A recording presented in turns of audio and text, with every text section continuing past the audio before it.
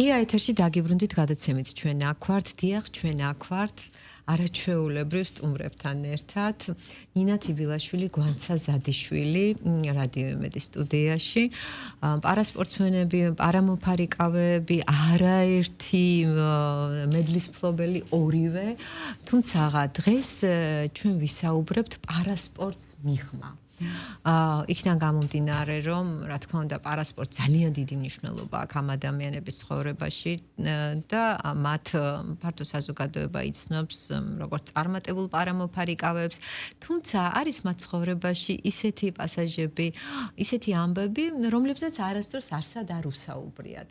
მოგესალმებით, გოგონებო, დიდი მადლობა, ძალიან ლამაზები ხართ.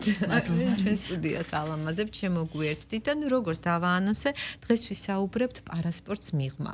და მოდი დავიწყოთ ამით. ვინ არის ნინა თიბილაშვილი და ვინ არის გვანცა ზადიშვილი?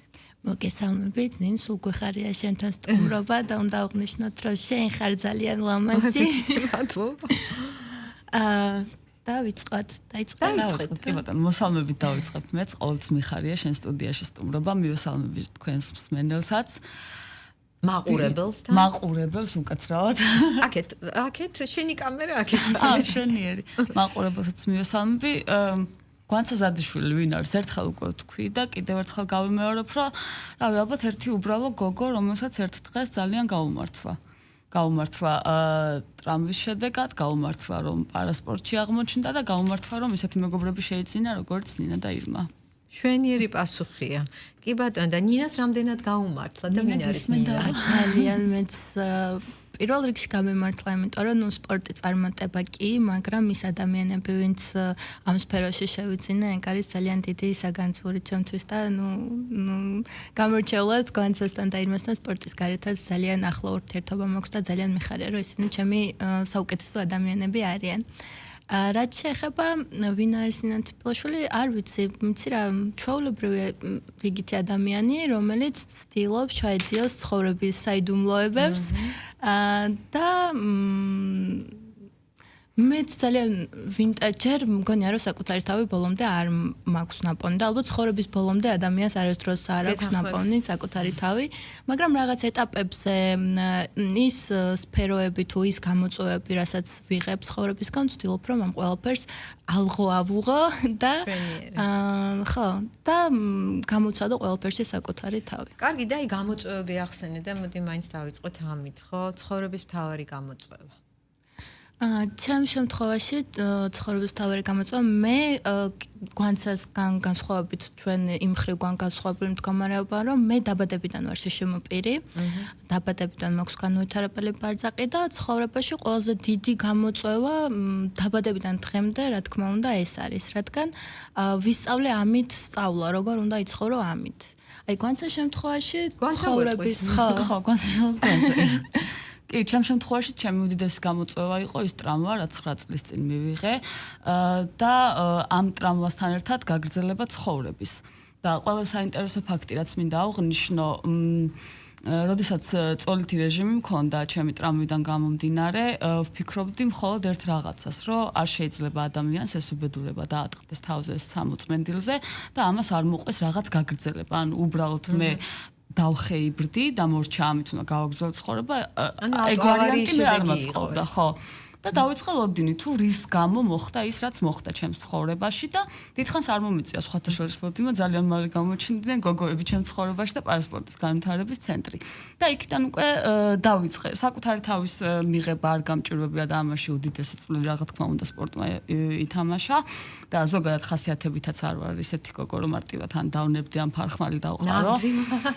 არც ერთი ჩვენგანი არ ვართ ეგეთი ძალიან შემთხვევაში და ამას ვიტყვი რა, ჩემი ცხოვრების უდიდესი გამოწვევა იყო ჩემი ეს მდგომარეობა, რომელიც ვთვლი რომ გადავლახე. კი ბატონო, გადალახე და აი ნინა მაყურებლის მსმენელის ფართო აუდიტორია გვყავს და რა თქმა უნდა ამ თემაზე უნდა ვისაუბროთ, როდესაც სერიოზული გამოწვევის წინაშე დგება ადამიანი. ნუ ამ შემთხვევაში საუბარია ჯანმრთელობაზე, ხო?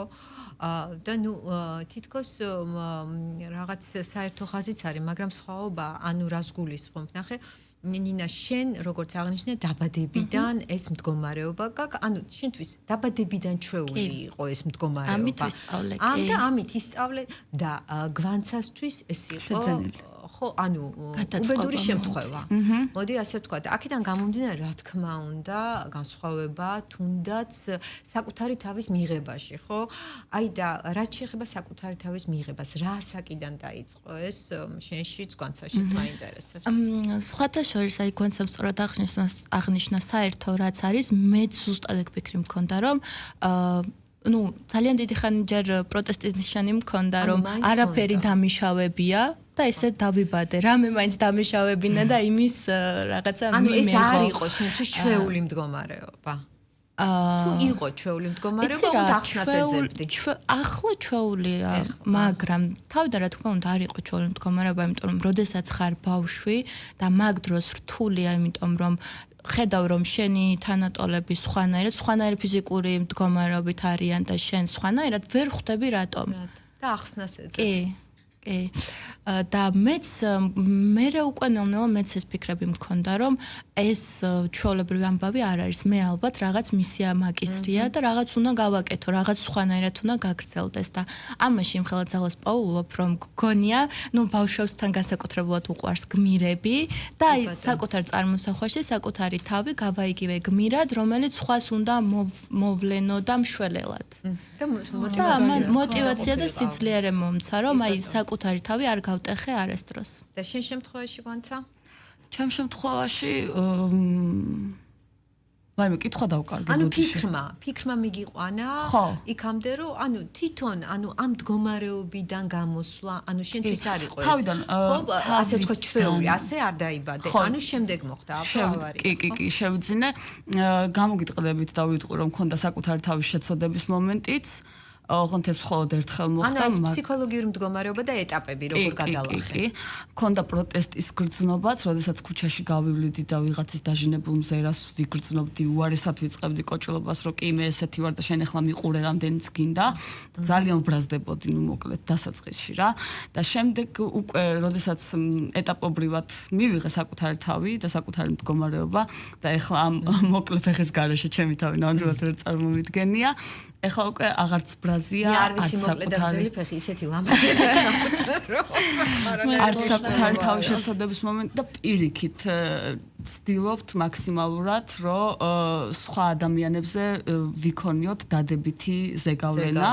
ჩვენი მუხტი გადავცეთ სხვებს, ვინც ეხლა გადის იმას, რაც ჩვენ თავის დროზე გამოვიარეთ და ჩვენ შედეგებით, ჩვენი ქმედებებით ვცდილობთ, რომ აი მეტი და მეტი ადამიანს დავაძლევინოთ ეს საკუთარ თავის კომპლექსები, რაც გააჩნია. იცი რა ნინ, აი თავიდან მეც ეს გაბრაზება მქონდა და ძალიან არასწორად მე თვითონ არასწორად ვაფასებდი ხვდები ადამიანი რომ დამიწყებდა ყურებას მე თვითონ მარტო იმ კონტექსტში ვხედავდი ამას რომ ფეხის გამო მიყურებდა და არა სხვა თქვათ რაღაცა ჩემი თვალები მოწოდა ან რაღაც ხვდები მე თვითონ მყავდა საკუთარი თავი ამ ყველაფერში და მაგიტომ მოდიოდა გაბრაზება რომ აი რატომ მიყურებს და მერე როდესაც საკუთარი თავი რაღაც და ძირთადად ეს ყველაფერი ფარიკაობის მერე ხდება, იმიტომ რომ ფარიკაობამ შეძლო ის რომ სრულად მაპოვნინა საკუთარი თავი. მერე მივხვდი რომ ეს ადამიანები მხოლოდ რაღაცა იმის გამო კი არ გიყურებენ რომ შენ ნაკლი გაქვს, იმის გამო გიყურებენ რომ აინტერესებთ. იმიტომ რომ მათ შეიძლება შენი ეს პრობლემა მათ არ აქვთ იგივე პრობლემა, მაგრამ სხვა პრობლემაში საკუთარ შენ თავთან გაიგივონ საკუთარი თავი და შენ დაეხმარო მათ მათი პრობლემების დაძლევაში შენი ყურებით, შენი თვისებებით ხდები. აი, მე მივხვდი რომ თურმე საინტერესოა ეს ყველაფერი და თურმე ადამიანისთვის საინტერესო შეიძლება ვიყო და არა იმიტომ მიყურებენ რომ ვეცოდები. აბსოლუტურად მესმის ის რაზეც საუბრობ, აი მე ხო მშობელი ვარ, ანუ თემის წარმომადგენელი შშმ ბავშვის მშობელი და 15 წლის წინ დავიწყე რადიოში ამ მიმართულებით კონკრეტულად მუშაობა. ნუ 35 წლის წინ მედიაში, მაგრამ დაჩი იყო ინსპირაცია ამ ყველაფრის და სხვათა შორის აი ძალიან ბევრ მშობელს უთქვავს, რომ ჩვენთვის იყავით მოტივაცია. ანუ ესე და პირველად 15 წლის წინ გადაცემა ჩვენ აქ ვართით, რომ შემოვედი რადიომედის ეთერში, ვთქვი რომ გამარჯობათ, მე ვარ ნინო მეუნარგია, შშმ ბავშვის მშობელი. ამით დავიწყე და აი მართლაც როდესაც мотиваცია ხდები, თუნდაც არ არის აუცილებელი დავუშვათ მასებისთვის, ბევრისთვის, თუნდაც 1-2 ადამიანისთვის, ხო? და მას სხვა გზა ეხსნება, სხვა ხედვა, ეს ვფიქრობ, რომ დიდი ბედნიერებაა. და აი წარმატების ფორმულა, ნახეთ, თქვენ ხართ ორივე წარმატებულები, რა თქმა უნდა, საქართველოს გიცნობთ ფართო საზოგადოება, ჯერ ამდენჯერ აჟღერეთ საქართველოს ჰიმნის საერთაშორისო უმაღლესი რანგის ტურნირებზე, ამდენჯერ აიწია დროშა, ამდენი медаლი, ხო, ამდენი სიხარული, მაგრამ რა თქმა უნდა, ამ წარმატებამდე გაიარეთ დიდი გზა, ეს ერთ დღეში და ორ დღეში არ ხდება. პარასპორტზე უნდა ვისაუბროთ, პარაფარიკაობაზე, ამას ვერ ავწდებით. თქვენი წარმატების ფორმულა პარასპორტი აღმოჩნდა? ანუ პარასპორტიდან გამომდინარე? თუნდაც პარაფარიკაობა. მხოლოდ პარაფარიკაობა არა, აი ეს ადამიანები, იმიტომ რომ ჩემთვისვე იყვნენ ეს ადამიანები, ძალიან დიდი мотиваცია ხვდები. მე რომ პირველად შეჯიბრზე წავედი და დავინახე იქ ძალიან რთული მდგომარეობითაც ადამიანი, მე გულისხმობ ბევრი ფიზიკური შეზღუდვით. მე მხოლოდ ფეხი არ მაქვს, ვიღაცას არც ფეხები აქვს, არც ხელები. და აი და ამ ყველაფრის მიუხედავად როგორი ძლიერები არიან, როგორი კარგი სპორტსმენები არიან, აი ჩემთვისვე იყო ეს ყველაფერი ძალიან დიდი мотиваცია. კი ბატონო. და შემდეგ უკვე ჩვენს ქვეყანაში ხო ნელ-ნელა წამოვიდა ხო ეს ყველაფერი არ იყო ესეთი კარგი აქტუალური და ესეთი კარგი მდგომარეობა როგორც დღეს არის საზოგადოების დამოკიდებულებაში შემოპირების მიმართ რა თქმა უნდა ესე ვთქვათ 10 წლის წინ არ იყო მე როდესაც დავიწყე და მივხვდი რომ მე ვიყავი არა მხოლოდ სპორტის ნაწილი არამედ მე ვიყავი რაღაცა ძალიან დიდი თემის ნაწილი და წარმომადგენელი და ხო ეს იყო წარმატების ეს არ გადუნებს და არ გაჩერებს შემდეგ და ძალიან ბევრი გვიყურებს და გვისმენს შეიძლება გვისმენს და გვიყურებს ის ადამიანი რომელიც შშმ პირია და სახშია ანუ ძირითადად თავის ცხოვრების დიდ ნაწილს კარჩაკეტ მდგომარეობაში ატარებს თუმცა რა თქმა უნდა პარალელს უგავატარებთ რაც იყო დავუშვათ წარსულში 5-10 წლის წინ გაცილებით უკეთესი მდგომარეობა მაგრამ არიან ასეთი ადამიანები, მე ძალიან ბევრი მწერს მეკონტაქტება. ნუ ნახეთ, მათი ხედვა ასეთია, კი ბატონო, წარმატებულები ხართ, თქვენი წარმატების ფორმულაზე საუბრობთ, მაგრამ აქამდე მისვლა უჭირთ, ანუ კითხვა გადაწყვეტილებამდე მისვლა ხო, როგორ გადავლა ხო? ნუ თქვენ შემთხვევაში პარასპორტი, მაგრამ არიან ადამიანები, რომ დაშვათ არ აქვთ ან რაღაც განსაკუთრებული ნიჭი, ხო? სპორტში ვერ ხედავენ თავის თავს, ხელოვნებაში ვერ ხედავენ თავის თავს და შეიძლება გარემოც არ აქვთ ისეთი ადამიანები არ არიან მათ გვერდით, რომლებიც აძლიერებენ. და მათი კითხვა, აი როგორ? მეც მინდა, მაგრამ როგორ? აი მათ რას ეთყობ? ნამდვილად კარგი კითხვა. იცი რა, სპორტში ნიჭიერი ან არა მარტო სპორტში ხო, ზოგადად. მე მაინც სპორტში შევეხები, იმიტომ რომ მე პირადად ვთვლი, რომ მეტნაკლებად ნიჭიერი, უფრო აი უნდა ვიშრომო, თავდაუზოგავი შრომით, რომ რაღაც გარკვეული შედეგი დავდო სპორტსაც ეხება.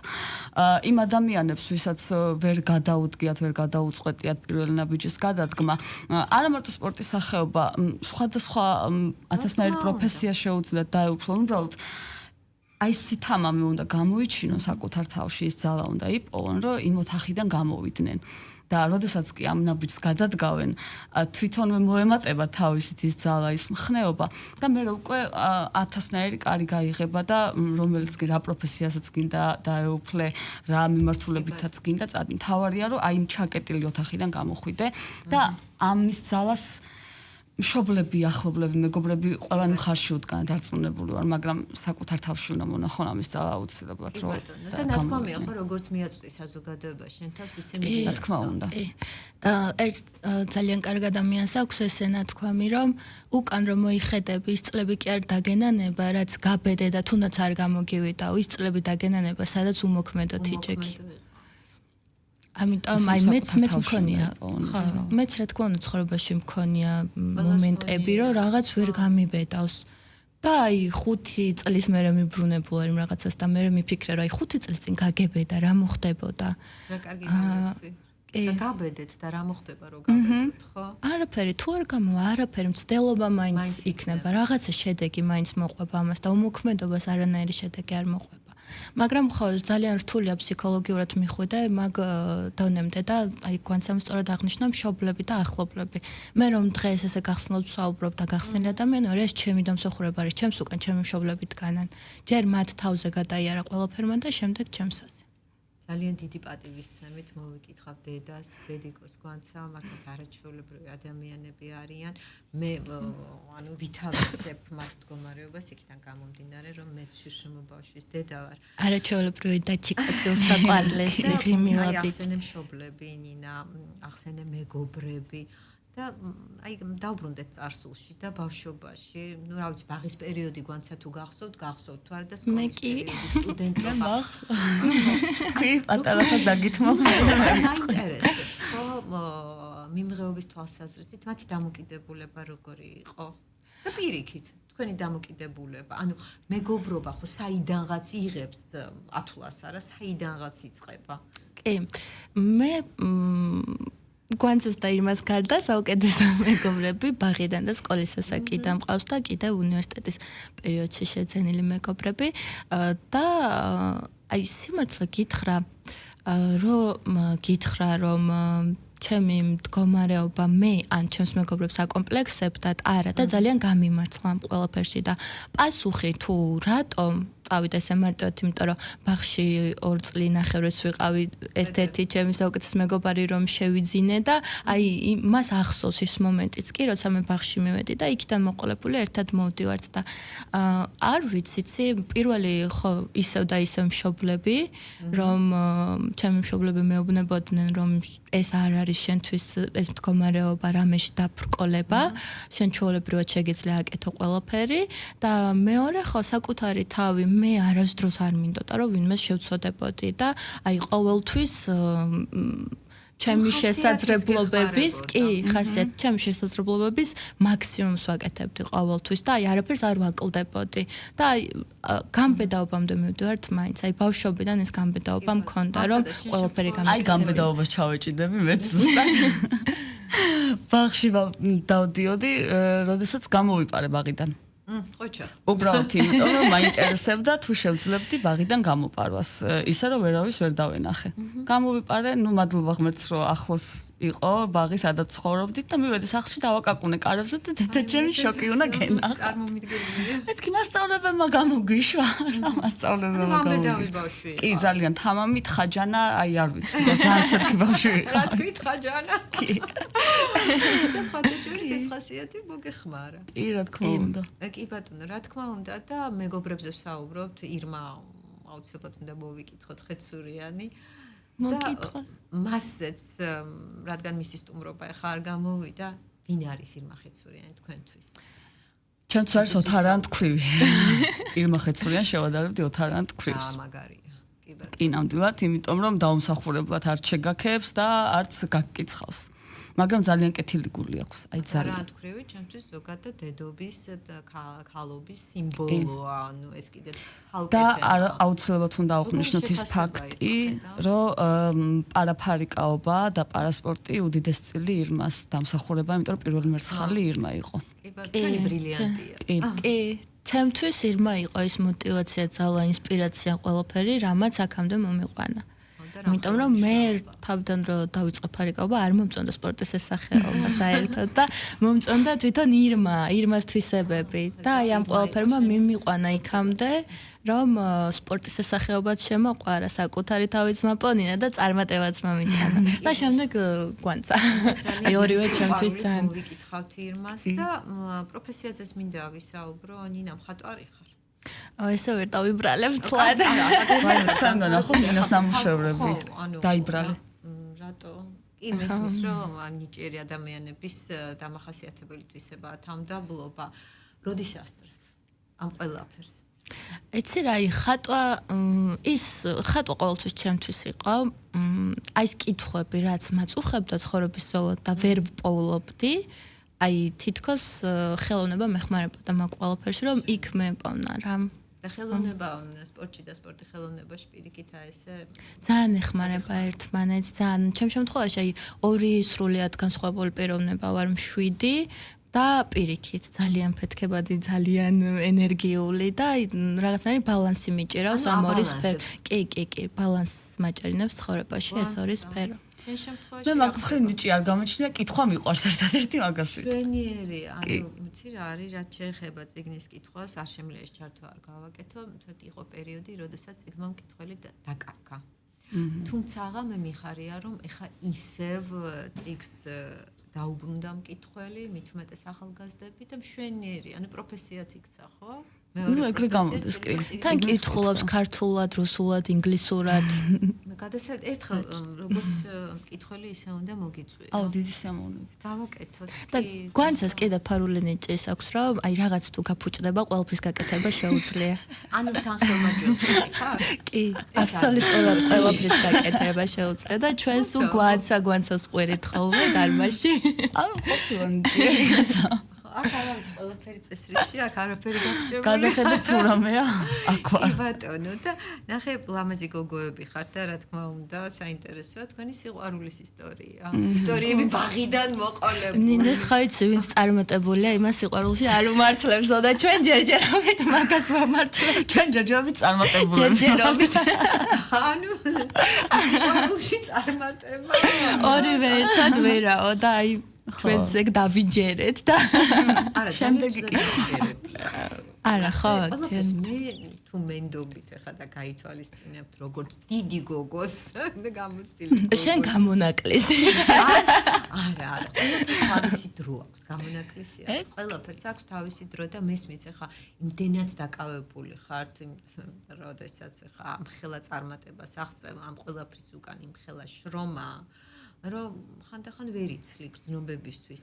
მაგრამ გრძნობებისთვის უნდა მოიცალოთ მაინც, იმიტომ რომ ერთ-ერთი მამოძრავებელი ძალაა. თუმცა ალბათ პრეტენზიულებიც ხართ, ასე მგონია, იმიტომ რომ ხო, ეხლა თქვენს გვერდით არ ვიცი, როგორი ყვაწვილები უნდა წარმოვიდგინო. თქვენ თუ გაქვთ წარმოდგენილი. ეხლა უფასო რეკლამა გაგვიკეთეთ ამენდაში, ხო იცი? აი, ეცი გამოვიდა. არა, ნუ ფაქტია. ხა ბარე ნომრებიც დაასახელენ, ბოლოს ანციფს არ ასახელენ. და აბა დაგვირეკეთ. ჩვენ დავარჩევთ. ორი კარგია. იცი რა, არა, მოდი ხა ეს გადახვევა იყოს, როდესაც ესეთი ახალგაზრდა ხარ. როდესაც საკუთარი თავი უკვე ნაპოვნი გაქვს, როდესაც ასეთი წარმატებული ხარ და თან წარმატებაც არის და წარმატება, როდესაც ქვეყნის სახელი გაგაქვს საერთაშორისო ასპარესზე და შენი დამსახურება, ჰიმნის აჟღერება შენი ქვეყნის და როცა დროშა ფრიალებს, ხო, ეს კიდე წარმატების მიღმა კიდევ რაღაც საოცარი განცდა, ხო? ეს ახლა ბევრის ცხოვრებაში ასე არ ხდება. ხო და ამიტომაც მესმის რომ ნუ ახლა პირადზე დავსვი კითხვა და სიყვარულზე რთულია რა თქმა უნდა, იმიტომ რომ ფსიქოლოგიურად, ფიზიკურად, მორალურად, მენტალურად აბსოლუტურად ხართ გადართული თქვენ საქმეში, ხო და შეიძლება მიღმა დარჩეს.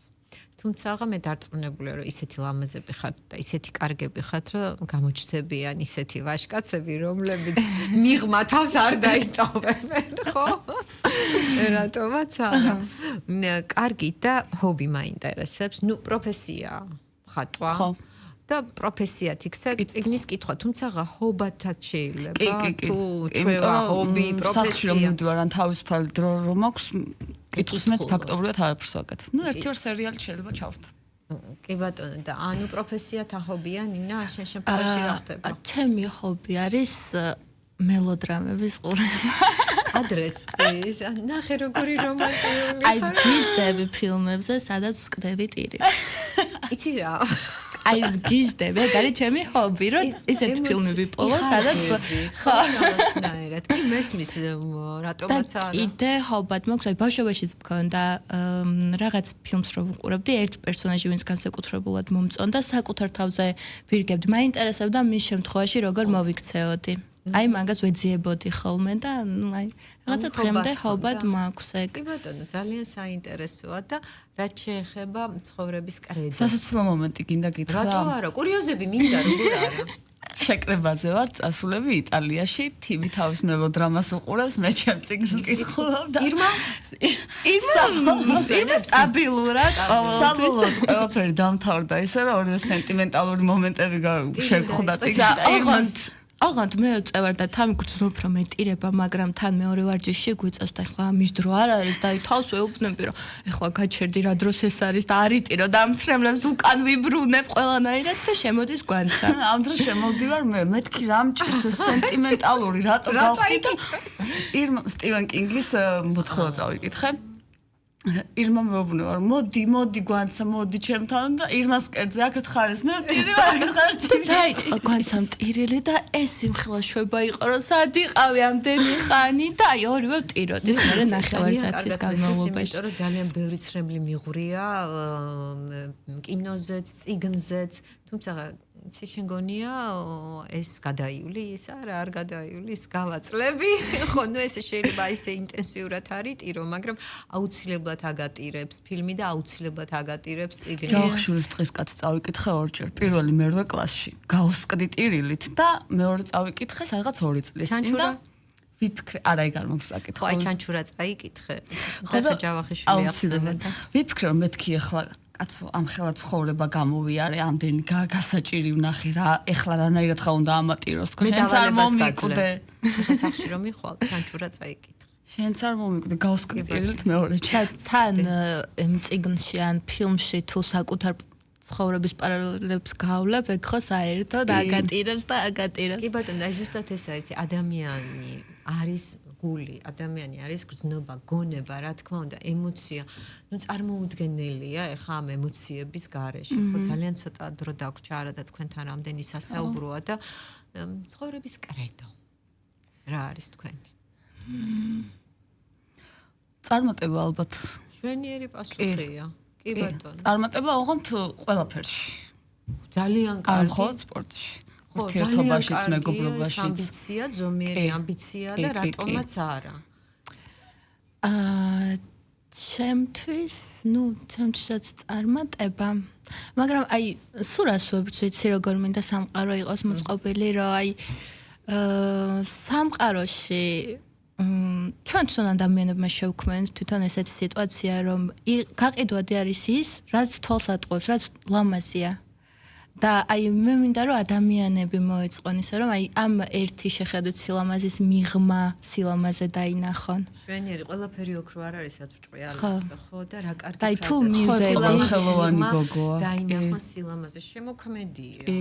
და თუ მივედით ადამიანები მანდამდე რომ ეგ შევძლოთ ჩემი აზრით სამყარო ძალიან კეთილი და ძალიან კარგი იქნება. მივალთ იმიტომ რომ იმდენად ეხლა ანუ ადამიანები ამ თუნდაც ტექნოლოგიური რევოლუციიდან გამომდინარე რომ დაიცალნენ უკვე და ამ გრძნობებისგან და შემდეგ ამას ადამიანი მიყავს ისე დეფიციტამდე რომ გინდა არ გინდა მისი ბუნებრივი მოთხოვნილება რომ დაუბრუნდეს ისე იმას რაზე ჩვენ გააკეთე აქცენტი ხო და დარწმუნებული ვარ რომ კაცობრიობა კვლავ მიუბრუნდება ამ საწყის იმიტომ რომ თავარი არის იყო ადამიანი ხო რასაც არ უნდა წარმოადგენდეს და რაც არ უნდა მწვერვალები დაიპყრო და ეს იცი რატო თქვი აი რა პარალელი არსებობს აქ რომ აი მე ვცდილობ თავს მოუარო ლამაზად გამოვიყურებოდე რომ ადამიანისთვის აი ეს თვალის ერთი შეხედვა ინტერესი წვდეს და მე